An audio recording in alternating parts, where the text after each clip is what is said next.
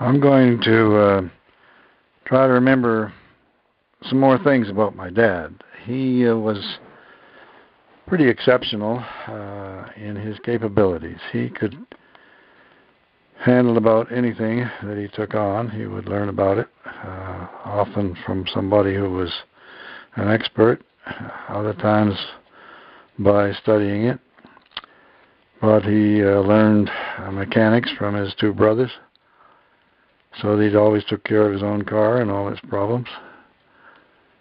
And he learned electrical connecting for the camp, which he did most of himself, and same with plumbing. And he was always working on some project like that. Learned how to build and pour cement, and produced his side porch and a bathroom, and plumbed it for a tub and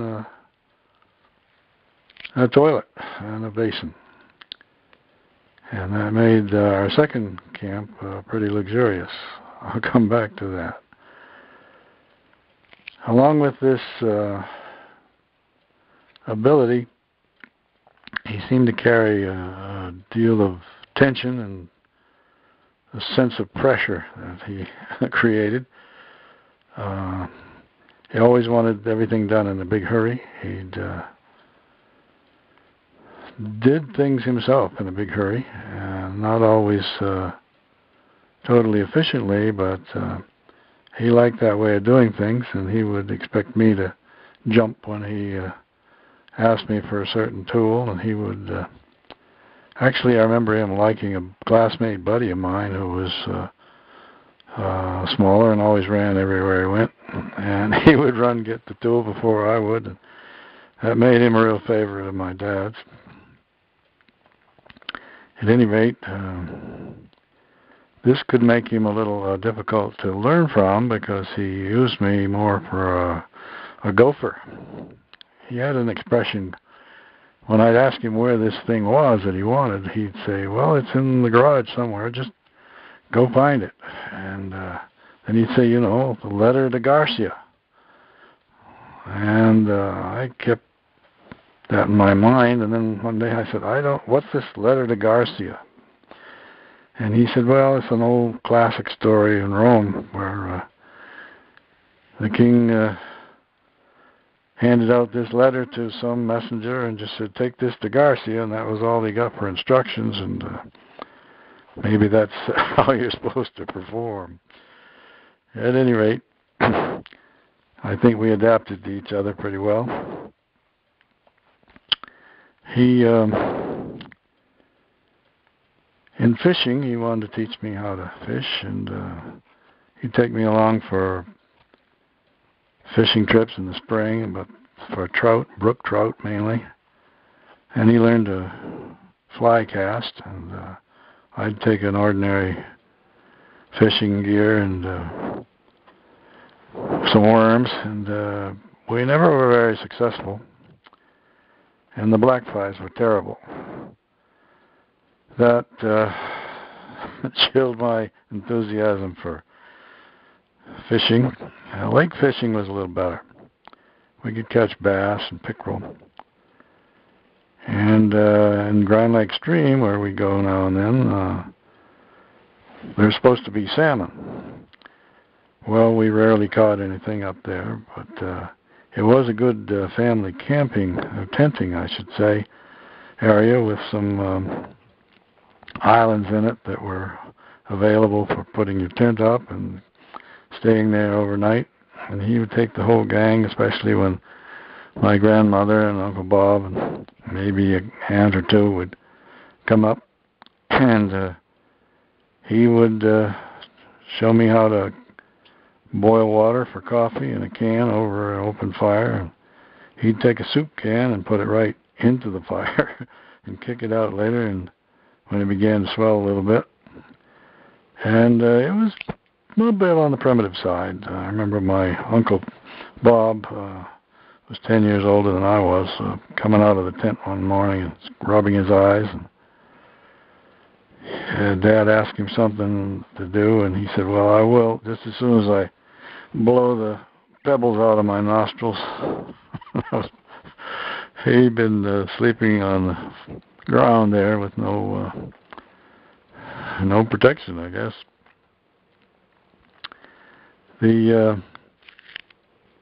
I remember a special trip that he did just for me when I came back from college one year. We went up there and took our tent with us, and made our way and set this tent on the beach of one of these spots, and we were going to do most of our fishing the next day. Well, a terrible storm came on, and it got so bad we decided to haul the tent down and head back. Well, by the time we got to the bottom of the lake and into the car and everything put away, the rain had stopped pretty much, and we headed on toward home, which was maybe 25 miles away. And he pulled into a roadside stop where there was shelter and a little picnic table,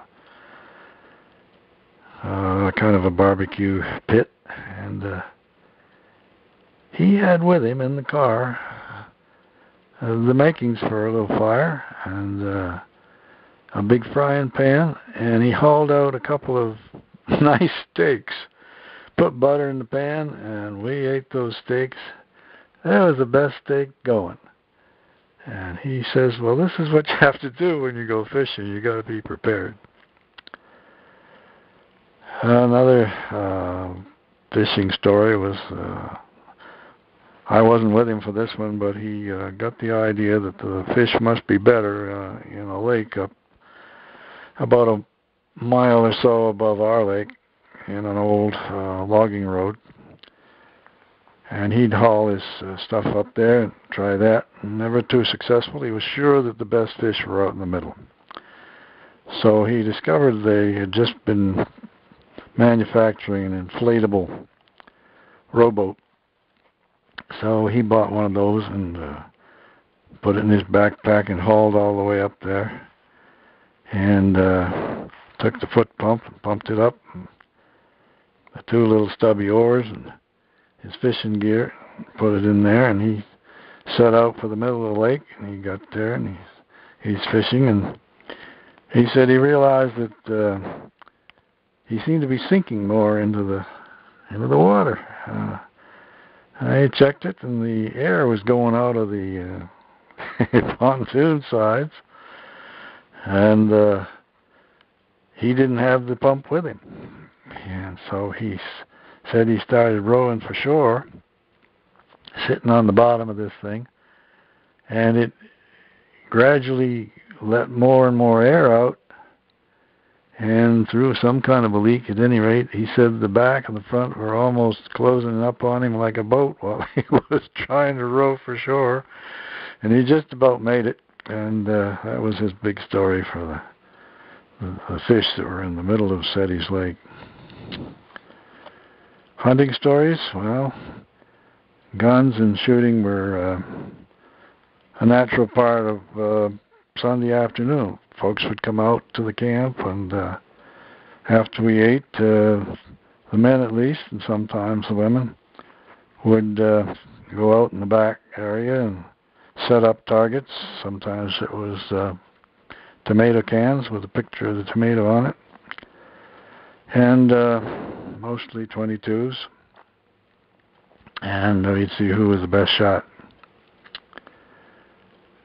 He gave me his 22 caliber pump gun on my 12th birthday. I'd been using it some before that, but it was mighty fine to have that as my own. My mom was a pretty good sport, too, in this regard. She would go along with him on most of these expeditions and tell some interesting stories in their early years. But Dad was most effective in his deer hunting when he hunted solo. And I remember that during the war, the game wardens generally looked the other way in terms of hunting out of season, because this was pretty essential for survival, I guess, for many of these families, maybe our own.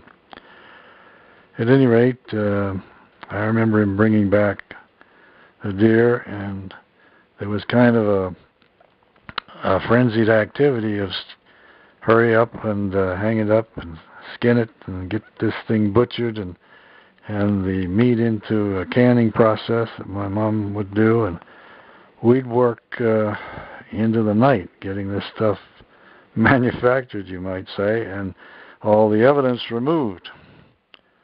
And there's a story that on one of these occasions,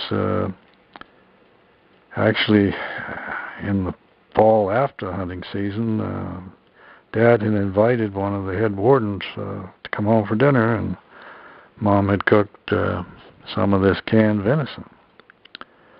And the warden said, "My, that was a fine meal." He says, that was venison, wasn't it? And he said, "Yes, it was." And he said, "When did you get that, Carl?" And he got into a little bit of a bragging mode and started telling how he would hunt in the orchards around just before the season opened, because everything would disappear when the hunting started. This warden let him go on, and finally he says, "Carl, you know, I could take you in for that." He says, "You know who I am. I'm the head warden." And Dad said, "Yeah, but do you know who I am?" He says, "Yeah, you're one of the Peterson brothers at the garage." He said, "No, what I mean is, you don't know that I'm the biggest liar in Washington County." And he got away with it. I remember he would do some things that were on the margin like that. One was called jacking deer. They would take a strong flashlight and at night find deer in a field, and this was a sure way of getting food. And I remember we were to let him off near a culvert for a little stream that went under the dirt road out toward our camp, because there was a field nearby. And he told my mom that when she came back, she should pull off the road there by that culvert and flash her headlights on the car a couple of times, and he would know that he could come out and we could take him home. Well, we did whatever errands it was we had to do, and we came back, and I guess Mom forgot to flash the lights. Anyway, after sitting there for about an hour or so, he came around to the back of the car and said, "Gee whiz," he says, "I've been hiding in that culvert for an hour trying to decide whether I should come out." That could have been the game warden sitting there. So there was another one. He would get to know different people and selling cars. And one of the families was fairly nearby, and they were known for being good hunters, and they were marginal too. This off-season thing was a common affair. And they said, "Carl, why don't you come hunt with us sometime?" So they lived on nearby one of the outlets of the lake. And they said, "All right, I'll meet you at that outlet where the road crosses the little bridge at midnight." So I remember Dad getting in the rowboat that he'd had built for my sister, which was a big, heavy boat for safety purposes, but it took quite a pull on the oars to get any speed out of it. At any rate, he took off, and the early evening after dark, and pulled her down to the end, and he was alone. I wasn't invited on these doubtful occasions. And as he pulled into the side of the stream near this bridge, he pulled the boat up, and there wasn't anybody around. No car, no truck. But as he was hauling the boat up, he looked around again, and out of the bushes comes this fellow, and he says, "Carl," he says, "you sounded like the Queen Mary coming up that stream." This was not a quiet move, I guess, rowing that boat with its creaks. I remember still hunting. That was the term they used to mean you got in your good spot and would wait for a game to come along. One of his strong advices was don't shoot a bear. And he said the bear will come after you if you shoot him, and you're not likely to kill a bear with one shot. And in bird season, he would say, don't shoot the deer. And actually, we'd see more deer come parading by while we were waiting for the birds. But we'd get a partridge or two under the apple trees and come on back home with our pride and joy. Sometimes we just go hiking up in that area. Yeah, I remember one time I brought my roommate home from college, and he was a city boy from Baltimore, and Dad took us on one of these hikes and had sandwiches and stuff packed in a backpack, and we sat down and leaned against this big old spruce tree and ate our sandwiches. And he asked my roommate, you ever hear of spruce gum? And my roommate said, no. He was always very interested in anything that was, what would you say, woods lore. And he says, it's kind of like a sap that comes out of the bark of a spruce tree. He says, this tree we're leaning on is a spruce tree. Let's see if we can find any spruce gum. So we got up and walked around to the other side, and Dad lifts up a flap of the bark and pulls out a stick of juicy fruit gum in his package. My roommate didn't know what to make of that, but that's the kind of humor my dad had. He had some stories that I was involved in to some degree, and some were just stories that my mom would let on afterwards. He did things in a hurry sometimes without much preparation, and I remember that his haste would get him in trouble. One my mother told about was going for a fishing trip in the canoe on the St. Croix River, which had a pretty good current heading out, and they were fishing and decided it was time to head back up the river, and the current was against them. And so he tried to get the motor going, and it just wouldn't start. So he goes forward, and he takes the anchor and tosses it over, and the rope runs out and runs out and runs out, and then whoop, the end of it ran out. He hadn't tied it to the canoe. So he goes back to the engine again and starts working on this motor.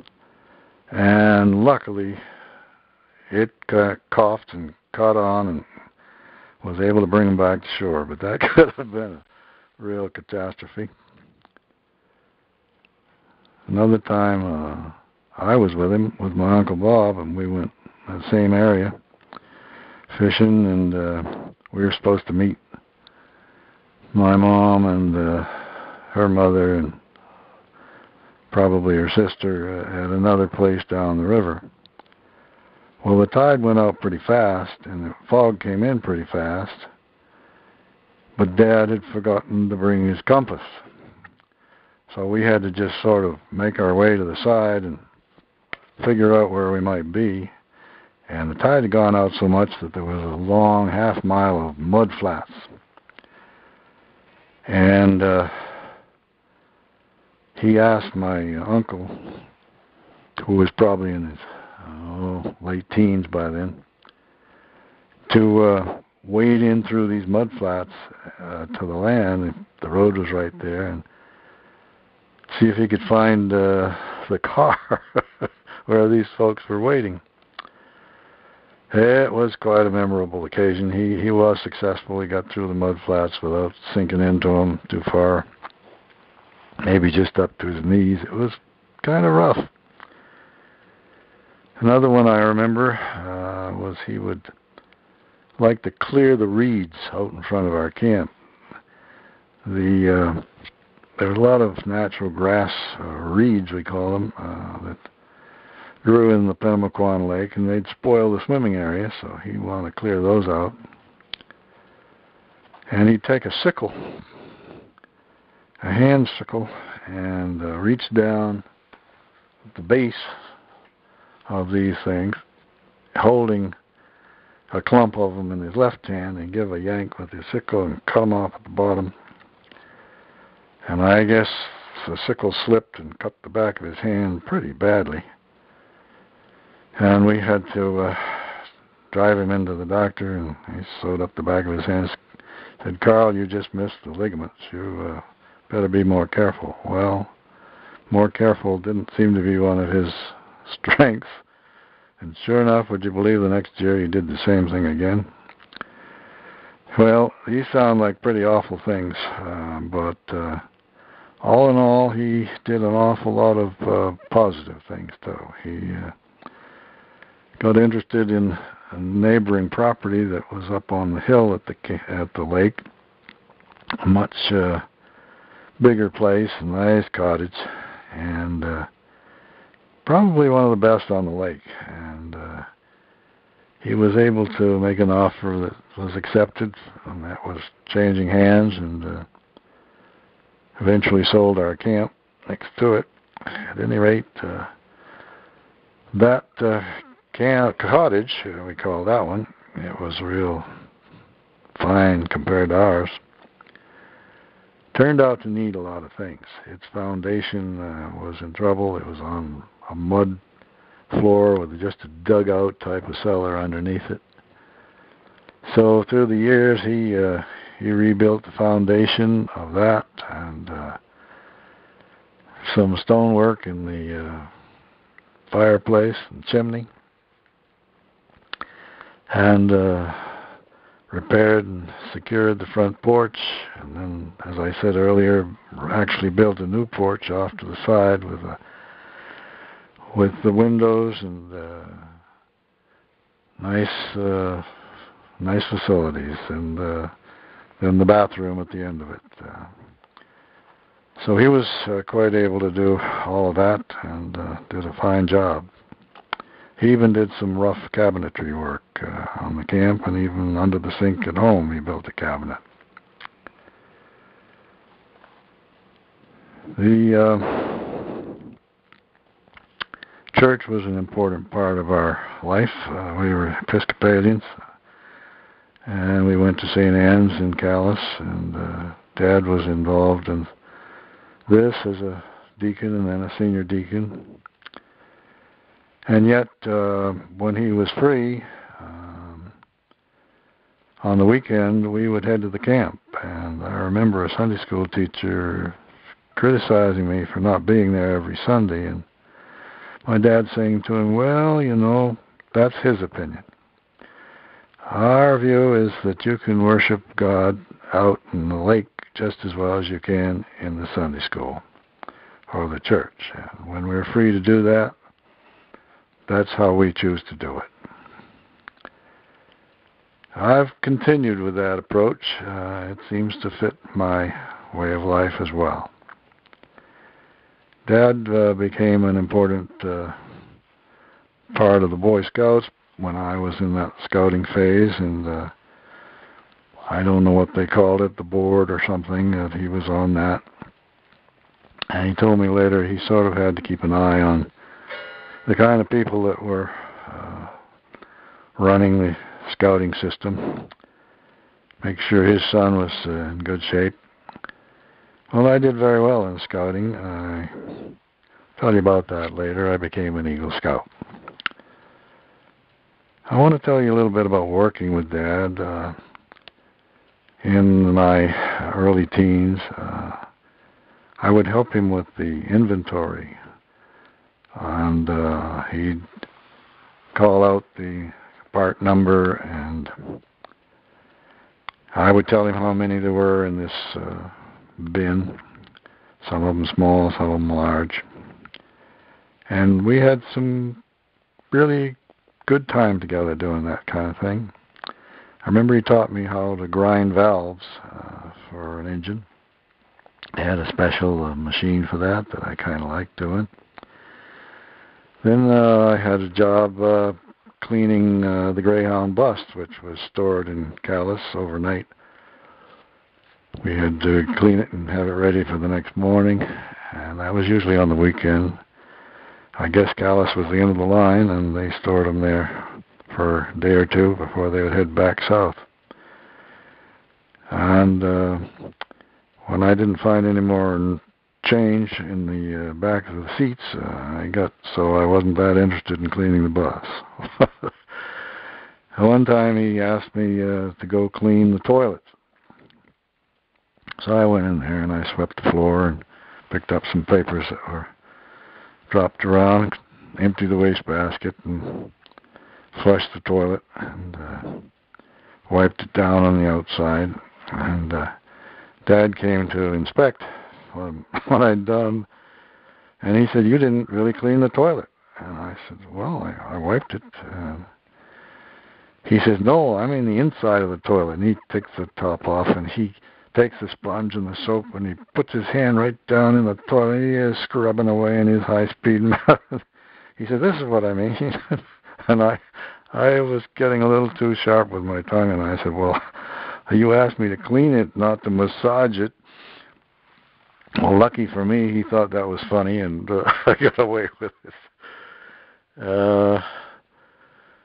Then I would pump gas. There were 2 gas pumps out the front of this garage, and it was very simple.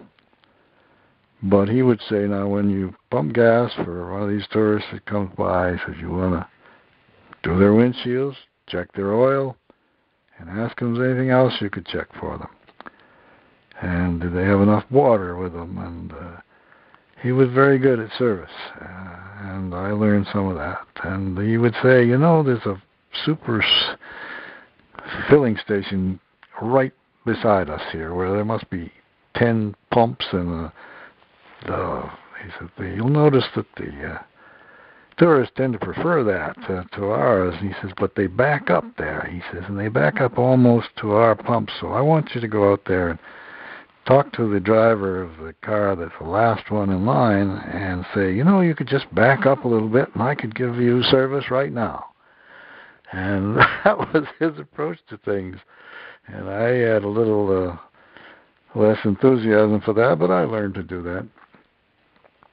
I remember him telling me, as he had just put air in the tires of some kids that came by on their bicycles.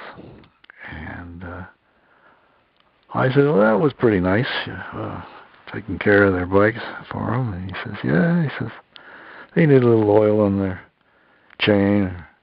He says, "Those same kids are going to grow up and want to buy a car from us." And I thought, well, this is a businessman, isn't he?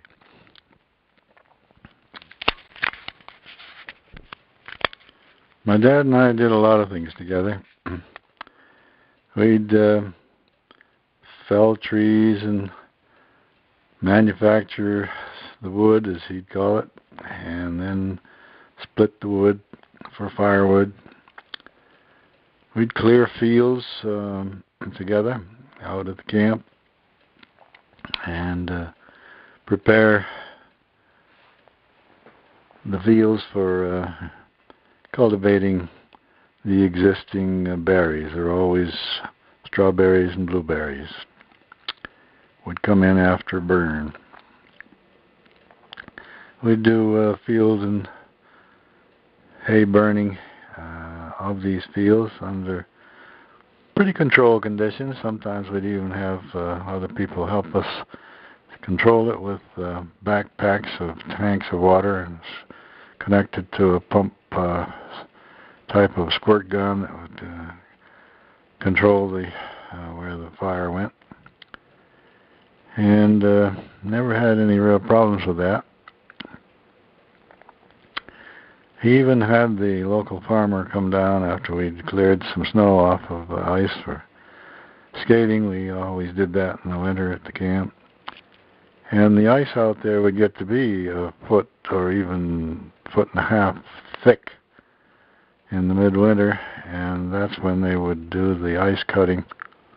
They'd drill a hole in the ice and then put down a big saw that they would then proceed to cut blocks of ice that they'd truck away and put in sawdust, and that would last in a sawdust ice barn through the summer.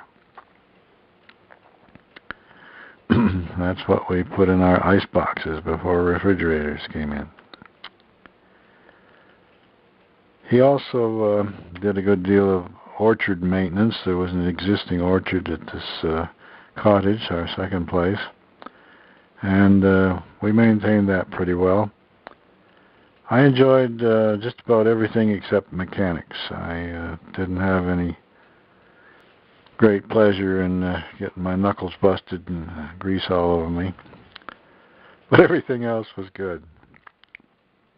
Dad taught me how to drive, and one of the real tests was driving on the dirt roads out to the camp where there were potholes everywhere, and he expected me to miss those potholes, and I'd miss the worst ones usually, but then once in a while I was bound to hit one. He'd say, "Ooh, right up through my spine." I always remember that. Oh dear. Well, I tried not to hit them, but they were bound to be hit.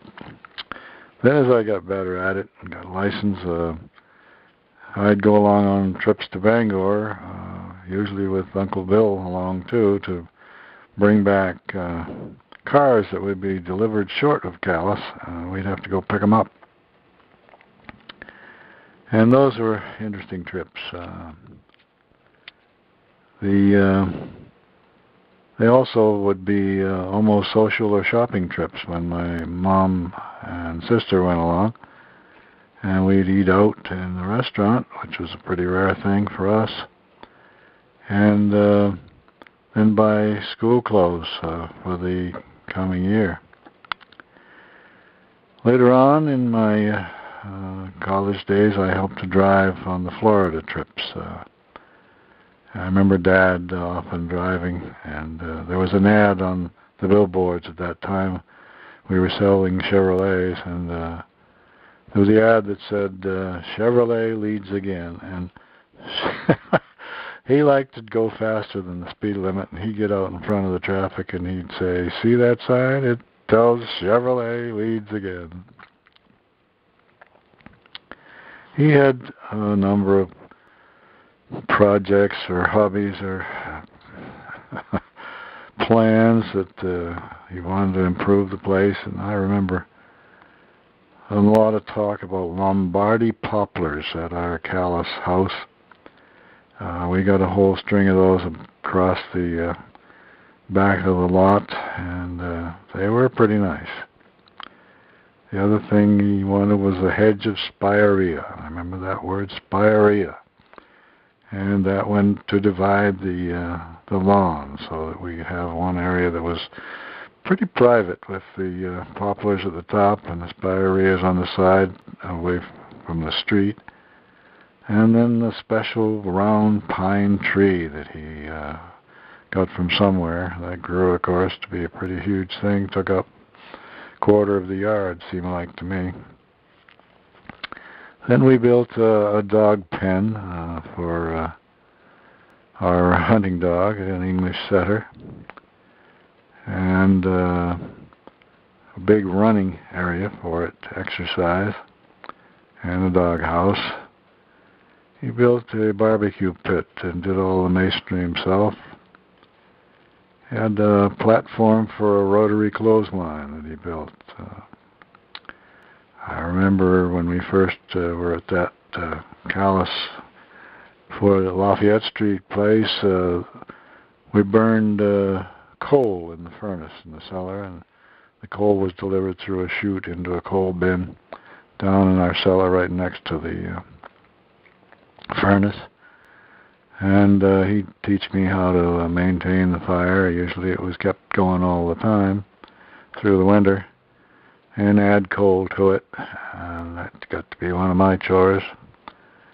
The one I really enjoyed, though, was splitting firewood and piling it at the cellar window, and then I'd go down in the cellar, and even my sister would help me with this. We would pull those down from the cellar window and then stack them between the support poles in our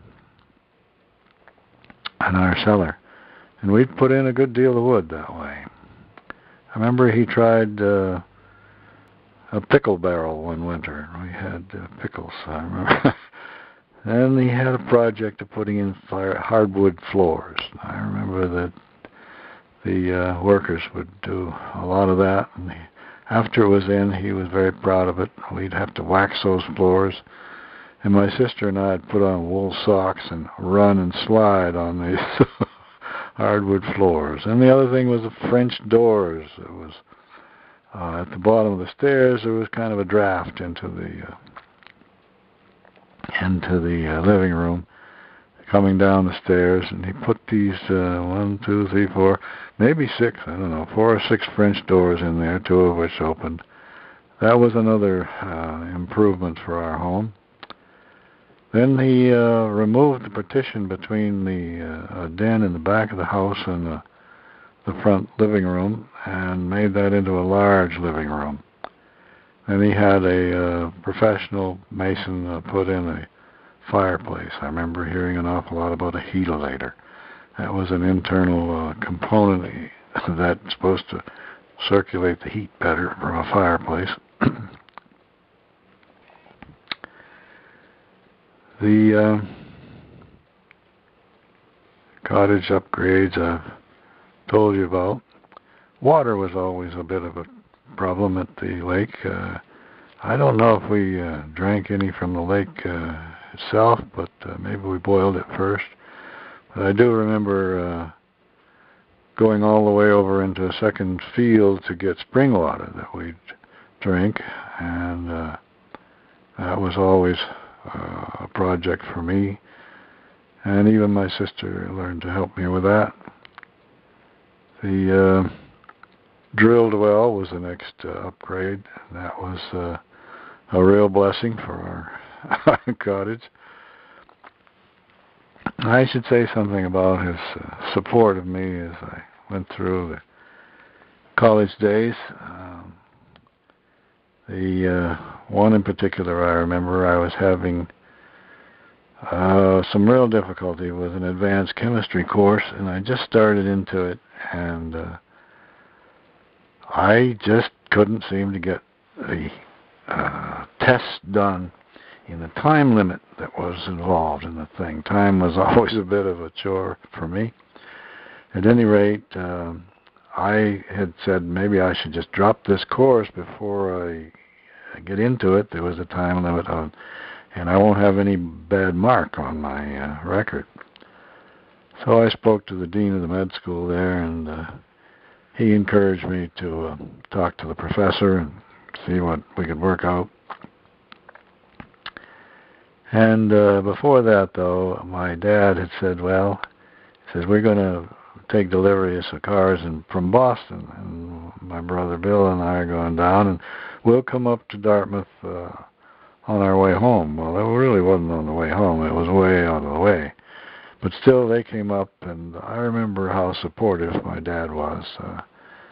he wasn't always that talkative, but he said, you know, we've maybe bitten off more than we can chew. It's possible that you've hit your limit in what you can achieve, and that's okay. He says that's how you find out where you are, and this may be telling you how to choose where you go from here.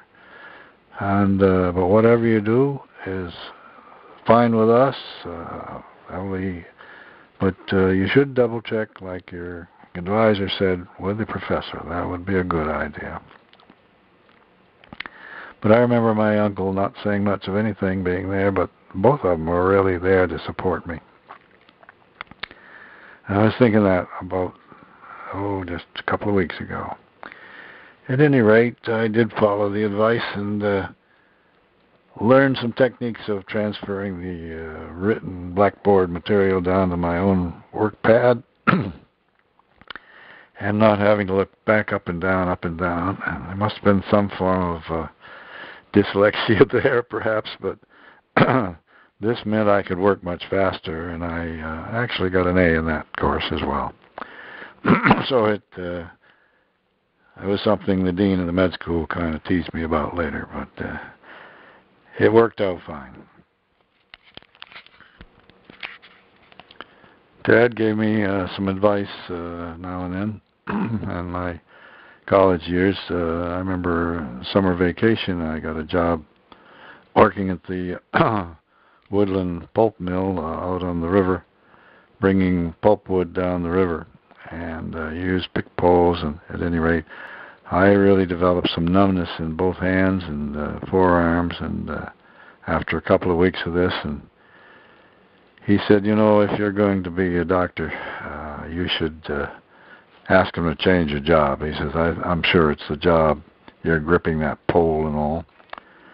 And I did get it changed, and I appreciated his saving my hands from what was probably a carpal tunnel syndrome that could have gotten worse. He also gave me some advice on fast girls, and that kind of kept me safe, you might say. And his opinion of my discipline of my two boys was interesting, in that he'd say, you're too hard on them. They were probably 5 and 6 at the time. And I'd say, well, Dad, you were much harder on me when I was coming along that age, and then for a while after. He said, yeah, but I know now I really was too hard, and maybe you can benefit from my learning that. And I think I really did. That was good. He had an observation about boating weather in Miami. I always said, wouldn't it be great to live here and be able to boat all year round? He said, well, not really. He says, in the winter, he says it can be pretty cold and very windy when it's not cold. And the winter is not that great a boating season. There's, of course, a longer summer. He said, but the summer is too hot, so it's the spring and fall that's the ideal. So enjoy where you are there in Connecticut, and don't worry about wishing you had taken up the offer you had here in Miami. One time he did something kind of amusing. It was during the bomb shelter days, and they lived in Miami then. He went out in the backyard and tested out how much he could dig down. He only got down about a foot before he hit water. This is a high water level in that area, and of course southern Florida is pretty close to sea level.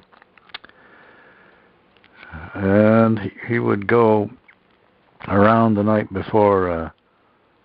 The recycling trucks would pick things off of the front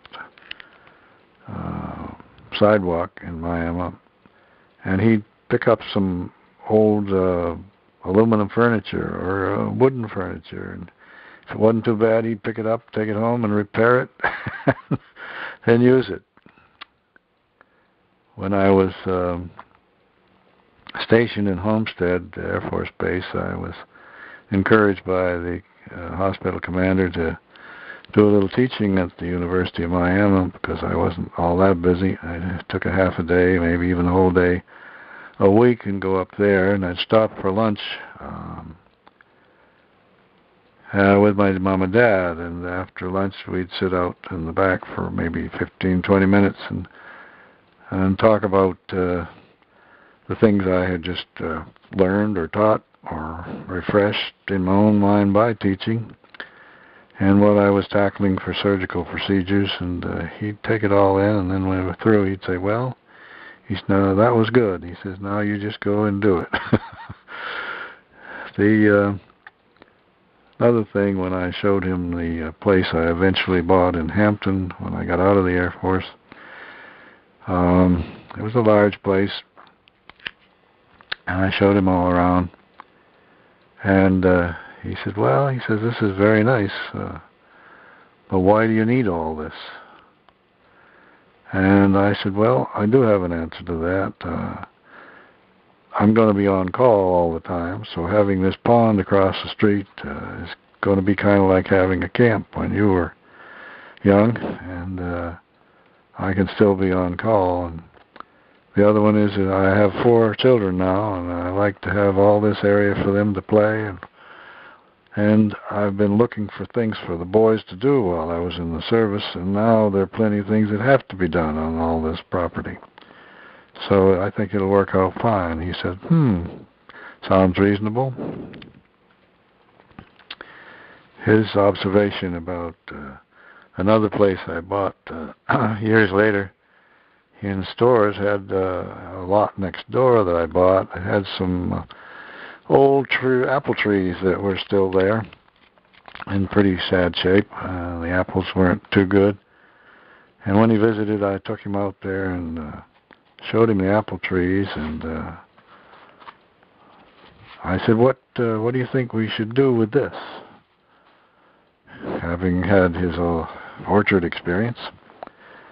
And he said, well, is it apples you want? I said, yeah, of course. He says, well, why don't you just go down to the A&P grocery store and buy them? It'd be a lot simpler. So that was the summation there. I remember just before he died, his last words were, is this what it's like? It was a question. Is this what it's like? And I think he meant to be passing on. And it seemed he passed on pretty easily. I was fortunate to be able to be there, at least at the terminal part. And I missed that with my mother, so I can remember that side of it. My sister and her husband tell me that my mother's passing was pretty comfortable as well.